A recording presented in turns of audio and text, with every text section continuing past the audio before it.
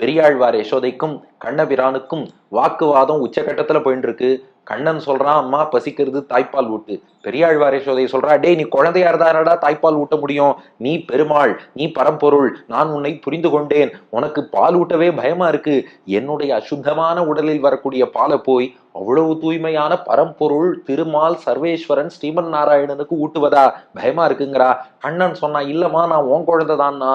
பெரியாழ்வார் யசோதை பல பல சான்றுகள்லாம் சொல்லி, இதெல்லாம் மனிதனால் பண்ண முடியுமான்னா கண்ணன் ஏதோதோ பதில் சொல்லி சமாளிக்க பார்த்தான். வர்றா, பெருமாளையே பிள்ளையா பெற்றான்னா இப்ப கௌசல்யாவை எடுத்துப்போமே.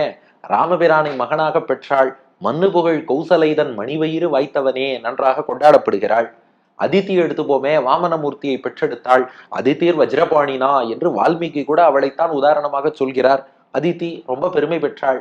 ஆனா இந்த யசோதை மட்டும் பாரு, துர்பாகியவதி. உன்னை மகனாக பெற்றதற்கு குற்றம் தான் எனக்கு வந்ததே ஒழிய, எல்லாரும் யாராது இந்த யசோதை பெற்ற பிள்ளையா, நன்னா பிள்ளைய பெற்று வச்சிருக்கா, இது விஷமம் பண்றதுன்னு சொல்லி உன்னை பெற்றதற்கு குற்றம் அல்லால் எல்லாரும் குற்றம் சொல்வதை தவிர மற்றிங்கு பொருள் தாயம் இலேன்.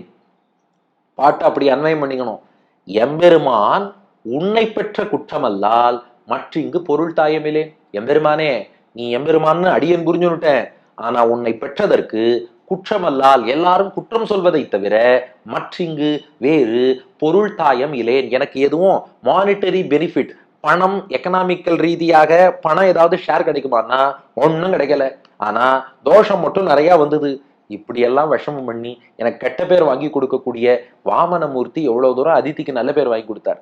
ராமன் எவ்வளவு தூரம் கௌசல்யாவுக்கு நல்ல பேர் வாங்கி கொடுத்தா. கௌசல்யா மட்டும் இல்ல, கைகை கூட அவன் நல்ல பேர் வாங்கி கொடுத்துட்டான். இது பரவாயில்ல, நரசிம்மர் தூணுக்கு கூட நல்ல பேர் வாங்கி கொடுத்தார். நீ என்னடா நான் எனக்கு பிள்ளையா வந்துட்டு இப்படி எல்லாம் எனக்கு கெட்ட பேரை வாங்கி கொடுத்துட்டு இருக்கியே, ஏதாவது பைசா பிரயோஜனம் இருந்ததாடா?